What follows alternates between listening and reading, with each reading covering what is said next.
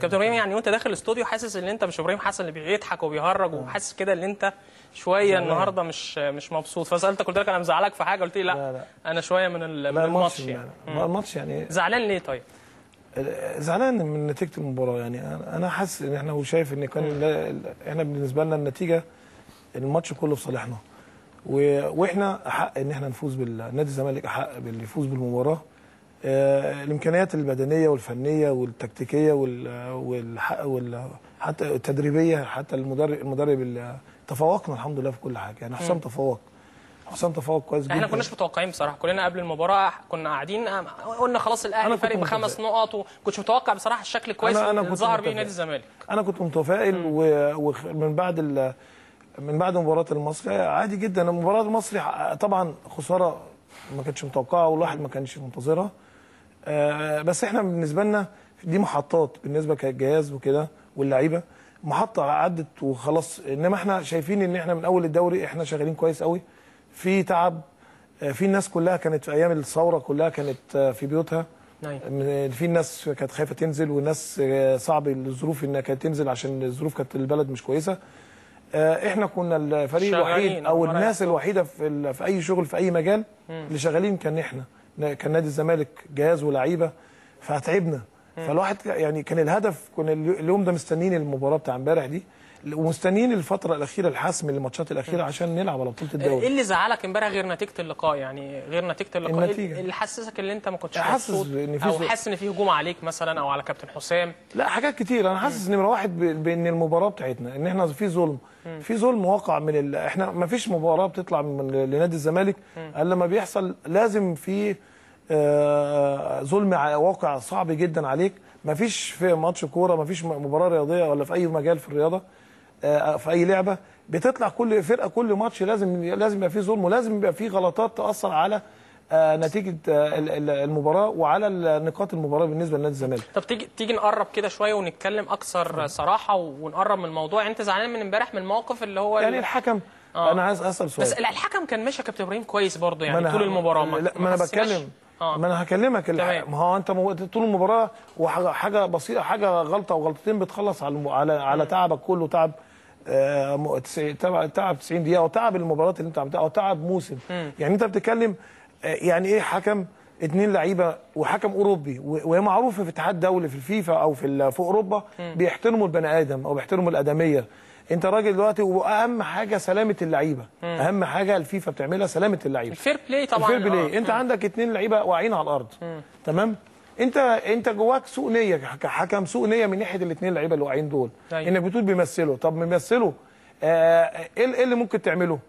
اكتر من مره، حتى لو شوف في الشوط الاولاني في كره لجعفر كان واقع على الارض تقريبا، برده ما رضاش يوقف اللعب، مشى اللعب، واكتر من لعيبه حصلت. هي الكره معانا هنا دلوقتي اللي هي اللي قبل الهدف على طول. دلوقتي انا بقول النادي الاهلي عمره ما كان هيجيب جون تعادل الا لما يكون ناقصين 2. احنا بالعكس، ابراهيم صلاح كان واقع عند 18 قدام، احنا كان ناقصين 3 لو تاخد بالك. احنا كان ابراهيم صلاح واقع في 18 هناك في مره عند النادي 18 عند النادي الاهلي، وكان عاشور وكان بيعالج عاشور عمر جابر لو تشوف اللقطه. كان رايح يفك له الكرامب والاوت اتلعب. الاخ مانويل جوزيه المفروض كان واقف على الخط، وهو اللي ضغط على اللعيب بتاعه اللي يلعب طبعا الاوت. هو حتى اللعيب بتاعه مش منتظر، هو عايزين، ما عنديش النيه ان هو ان يشوف الراجل اللي واقع.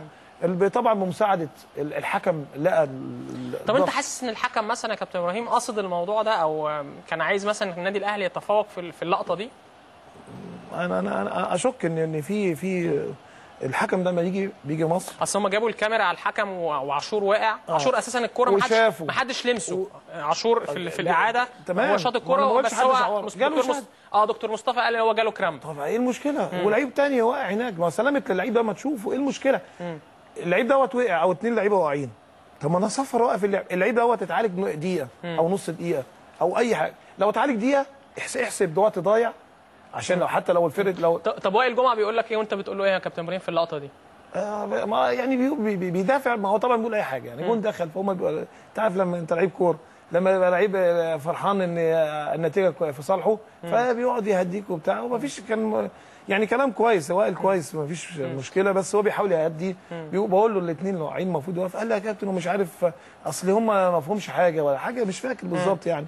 فبقول له ازاي اثنين واعيين؟ المفروض الفير بلاي لازم توقف اللعب. ايوه. وبعدين انت لو عايز تحسب وقت اضافي، لو انا نادي الزمالك متفوق لسه 2-1 لاخر مباراه او النتيجه في صالحي، وشايف ان في لعيبه بطول مثلت او لعيبه مش مقتنع ان هم مصابين، زود الوقت. يعني هو ادى 10 دقايق ولعب 7. لا انا ما بتكلمش على دي الجزئيه دي، يعني انا دلوقتي الاثنين واقعين والماتش ماشي تمام، وال 45 دقيقه الفتره اللي هو هيوقف فيهم اللعب يزودهم. شوف عالجت عاشور، شوف عالجت ابراهيم صلاح، شوف عالجت الجهاز الفني النادي الاهلي. يمكن سمعت امبارح بيدرو اللي هو المدرب العام في المؤتمر الصحفي قال لك ان اللعيبه وقعت كتير في نادي الزمالك، فالحكم حس ان اللعيبه الاصابات يعني فيها تمثيليه شويه او فيها افكرك بموقف لما في ماتش من الماتشات محمد شوقي لما كان عنده ركبته بايظه في ماتش من الماتشات والاهلي هيلعب ناقص كل التغييرات، كان ماتش بقى ينزل يقعد في الارض. ماتش الانتاج الحربي لا مش الانتاج الحربي، كان النادي الاهلي متقدم في مقاولين.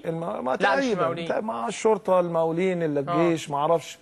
وماتش تاني وماتش تاني محمد شوقي، وماتش تاني مع تقريبا حسام عاشور، حد كده تقريبا. كل شويه ينزلوا الملعب يقع في الارض، والحكم كان حكم مصري يوقف اللعب تماما عشان يخرج، وهو عارف ان هو بيمثل وعارف انه فعلا. يعني انا ما جاتش في دماغي بصراحه الواقعه دي، بس فعلا حصل. يعني واحنا كنا الماتش كان متعادلين، ماتش الجيش، عشان كمال بيطلع الكره بره عشان اللعيب من عند الفرقه الثانيه تنزل. احنا عندنا لعيبه بيعرفوا الفير بلاي، بيعرفوا المقدمين جدا، محترمين جدا، ما بيدوروش، ما فيش خبث. شوف انت جعفر لما كان طالع من الملعب، طالع بيجري واحنا كسبانين 2-1، حتى ما مش عارف يمشي، مش عارف حتى يتمشى عشان يضيع وقت. ما فيش الخبث والحاجه دي اللي موجوده عند فرق ثانيه. فهو المفروض انت راجل حكم، انت الحكم مشدود، انت مشدود ليه؟ اللعيب مصاب، الاثنين لعيبه مصابين، اعمل اللي عليك. الاثنين دول، ما هم الاثنين دول عشان ينزل لهم حد يشوفهم مش هيطلعوا بره الخط، ما يقدروش يستكملوا المباراه الا لما يطلعوا واللعب يستأنف، وبعد كده انزلهم. طب ما الاثنين دول هيأثروا عليا وهم بره، خلاص عاقبني، عاقب اللعيبه دي لو انت شايف ان هم مصابين. وانت ليه سوء ولو قاموا على طول ولا حاجه يبقى في انذار. انت ليه سوء النيه؟ سوء النيه ليه محطوط؟ اعمل بحسن النيه ان اللعيبه دول مصابين. طيب خلاص. موقف كابتن هذا الموقف الثاني يدي 10 دقائق وبعد كده لعب 7، يطلع واحد وشوف هو الراجل صفر فين. صفر وهو عند احنا شفنا الحكم وهو ضرب سبرنت ابن لذينه كده. الحكم اول ما صدق الكره الناحيه الثانيه ناحيه الطلوع في اوض اللبس، ايوه قرب من اوضه اللبس، واحد ببدله تقريبا المرافق بتاعه قال له انهي المباراه. قال له انهي المباراه، والكلام ده موجود. لو تعيد، لو في كاميرا بس في ناس عندهم ضمير، معانا اللقطات اعتقد. تمام. غلطات كتيره في لعيبه اتطرد، عاشور اتطرد واقف على عند الاعلان. فطبعا حاجات صعبه جدا. انت دلوقتي 10 دقائق وفرقه مطرود منها واحد، وانت عارف يعني ايه مباراه زمالك واهلي. يعني اي ثانيه ممكن فرقه تتفوق، وفرقه لما تكون ناقصه وانت متفوق اصلا، زي ما هو كاملين ناقصين، انت متفوق عليهم وانت احسن منهم. وانت راكب في كل حاجه زي ما بقول لك، تكتيكيا وفنيا وبدنيا بالنسبه للعيبه اللي معاك. ودي انا مش مثلا متحيز لفرقتي، دي حقيقه. ويكفي ان جمهور كلنا، وانا بقول لك كلنا شفنا امبارح يعني الشوط الاول كان مميز جدا، وكان الزمالك ممكن يزود فيه النتيجه. انا كنت بشفق عليهم والله. انا قلت كان لو الجون الثالث جه، ما اعتقدش انت بتشفق على النادي. بشفق لان هم مش قادرين يقفوا قدامك، دي حقيقه. لو الجون الثالث جه واحنا 2-1 لو كانت النتيجه هتفتح، صدقني. طب يعني انت بترجع لسبب التعادل امبارح للحكم والموقف اللي حصل بتاع الهدف الثاني. الجون الثاني في شك انه اوفسايد جدا كبير جدا، عشان جده الكوره، بس جده مش متداخل يا كابتن. لا متداخل، انه خطف عين الحارس عبد الواحد. دومينيك مواجه لعبد الواحد، بس ده جري ازاي؟ ده هو خطف النظر بتاعه. هو في كلام برضه بيقول ان حسين ياسر محمدي، ما انا برضه عشان ايه ابقى معاك انا. لا خالص، مش ماشي معاك. يعني عشان بطريقه محايده بيقولوا ان حسين ياسر كان الكوره بتتلعب له من شيكابالا، كان بكتفه ساند. اتحدى ان يكون فيها حاجه. وفي كوره بتاع عمر جابر مش بنالتي، شوفها. يعني نشوف الكرة بتاع عمر جابر اللي اللعب مشي برضه في ال 18، هي كرة في الشوط الثاني. يعني في حاجات شك. ماشي، بس انا اللي يهمني جزئين. جزئين اللي تسببت في التعادل. انت عندك لعيبه وقفت ان على اساس الحكم هيوقف في اللعب عشان خاطر يشوف الاثنين مصابين. اتلعب الاول بسرعه، اتلخبطه، شوطه في سريعه، فيها زي ما قلت لك فيها شك. انما النقطتين الرئيسيتين اللي هم انك انت راجل الاثنين واقعين على الارض، ما ينفعش الفير بلاي والدنيا كلها والرحمه بتاع ربنا وانا بقلب في ورحمه في الرياضه انك انت لازم في حد واقع على الارض تشوفه. وانا بقلب في القنوات امبارح واتفرجت على المؤتمر الصحفي، محمد بركات قال السنه اللي فاتت في ماتش 3-3 الزمالك برضو نفس الموقف. يا ريت تجيبها كره اتشاطت في وش بركات كان بره الملعب، كان على الخط هناك ناحيه الدرجه الثانيه، كان بره الملعب او الدرجه الثالثه، وكره جت في وشه وبعدين راحت لمحمد الشافي وما شافوش وسريعه ومشيت. انما انت عندك اثنين لعيبه واقعين على الارض، واحد مطلع الكره بره عشان تشوف عشان يتعالج. تمام. ده الجون اهو طبعا اللي انت حضرتك بتتكلم عليه بتاع دومينيك. وبعدين مدرب المفروض بس الموقف ده احنا مش متعودين عليه برضه يا كابتن ابراهيم مدرب في مصر. حسام حسن ان هو او اي مدير فني حصلت في اوروبا ان في برضه، بس في مصر احنا يعني ما حصلت في اوروبا ان في شفنا جوارديولا ومورينيو وشفنا تمام لما راح وزعق واللعيبه مسكت في بعضيها برضه حصلت مشكله لان ما طلعوش الكوره. بس الناس كانت بتقول ايه يا كابتن ابراهيم، الجو اللي احنا فيه في مصر مش مستاهل اي احتكاكات. جو احنا نلعب كوره ولا بص الكلام ده بيتقال في وقت معين ليهم مزاج فيه. ادام بتلعب رياضه وبتلعب كوره لازم يبقى فيه مشاحنات في الملعب عادي جدا. وحسام مش رايح يتخانق، حسام رايح بيقول له الكوره دي بتاعت السنه اللي فاتت بتاعت بركات ممكن ترجعها تاني يا بيومي بعد اذنك. اهي هي دي اللي اتكلم عليها محمد بركات وقال ان يعني حصلت نفس الموقف والزمالك ما وقفش. طب فين الفير بلاي؟ هي محمد بركات واقع هناك اهو جوه عند لا يعني ده خط كابتن قدام اللاينز مان تمام. والكره سريعه، الكره ماشيه يعني مش مثلا واللي اتلعبت بسرعه ومحدش واخد باله مش شايف ايه اللي حصل.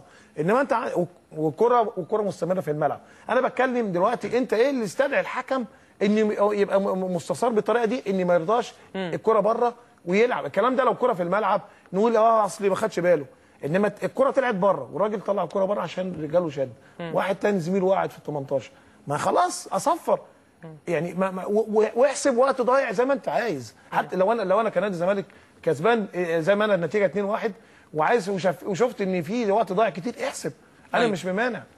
انما القصه دي غير دي خالص. اللعب شغال والكره احنا اول احسن يعني اكتر لعيبه في الفرقه كلها اللي موجوده في مصر يبقى احنا متعادلين او احنا خسرانين بتلاقي شيكابالا طلع كرة بره اللعيبه مش عارف دي مين مطلع. ما عندناش حته اللوم ولا حته الحته. بص العب ازاي يعني العب ازاي يعني الحكم دوت مش حكم ده اوروبي هولندي يعني اوروبي يعني راجل عارفين يعني ايه لازم البني ادم يبقى ليه سعر يعني.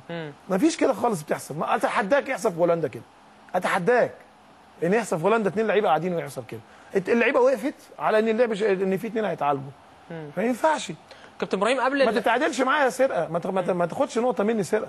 خدها بكوره، خدها باحترام. حسام حسن وابراهيم حسن بعد ماتش المصري اشتغلوا ازاي قبل ماتش الاهلي معنويا مع اللعيبه؟ يعني انا او كلنا كنا متوقعين ان الزمالك بعد ماتش المصري هينهار من الناحيه المعنويه ويبقى في احباط. عملتوا ايه في الثلاث اربع ايام دول؟ معانا ما حصلش الكلام ده. معانا وحسام لله الحمد ما حصلش الكلام ده لان احنا واثقين في اللعيبه قوي. مجموعه اللعيبه اللي معانا وهم واثقين فينا جامد جدا. والكلمه اللي احنا بنقولها لهم والحسام بيقولها لهم بيبقوا واثقين فيها وعارفين ان احنا ما بنضحكش عليهم. عارفين ان احنا بنقول لهم انتوا احسن لعيبه في مصر وانتوا النادي الوحيد اللي واقف على رجليه والنادي اللي تعب طول السنه. والناس ديت مع احترامي ليهم الفريق المنافس انت بتواجهه وانت احسن منه. وانت اللي راكب الدوري 25 اسبوع او 26 او 25 اسبوع. فانت معنى كده ان انت راجل جدير انك انت تكسب وجدير انك تنزل. وانت حته الخبرات اللي موجوده الفرق اللي بينك وبينه انت متفوق عليه بدنيا لان انت لعيب صغير وعندك الدافع وعندك الحافز انك انت عايز تحقق بطوله. فانت انزل وتحرر والضغط اللي عليك مش محتاجين غير انك تلعب. حسام قال لهم وانا قلت الكلام دوت انك العب الكره بتاعتك الجميله، طلع مجهودك، طلع انت الحاجات اللي بتستمتع بيها وما تحطش نفسك تحت ضغط. وربنا احنا عشان احنا تعبنا اكيد ربنا هيكافئنا لان انت ما ينفعش ان انت بتكافح وممكن يعني في حاجات لكن انتوا راضيين يا كابتن عن اداء اللعيبه امبارح؟ راضيين تماما. يعني بعض الحاجات بس انا مش قادر يعني مش قادر اقول للعيب ان انت مثلا متعور واقول بعض الخبراء بعد المباراه امبارح في القنوات قال لك ان حملوا حسام حسن ان الثلث ساعه او ال 15 دقيقه الاخيره ان تغيير شيكابالا وتغيير احمد جعفر ونزول واحد زي عوديه مش من اللعيبه اللي هم يعني دريبلر او بيمسك كره تحت رجليه محتاج مثلا اوفر من الحاجات دي.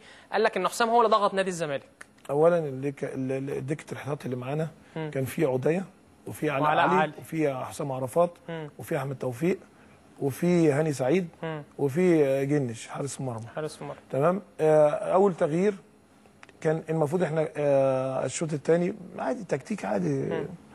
في المفروض كسبان 2-1، عايز تقفل نص الملعب نص الملعب وفي لعيبه عندها لياقه بدنيه وعندك قدام شيكابالا وعندك جعفر وعندك حسين.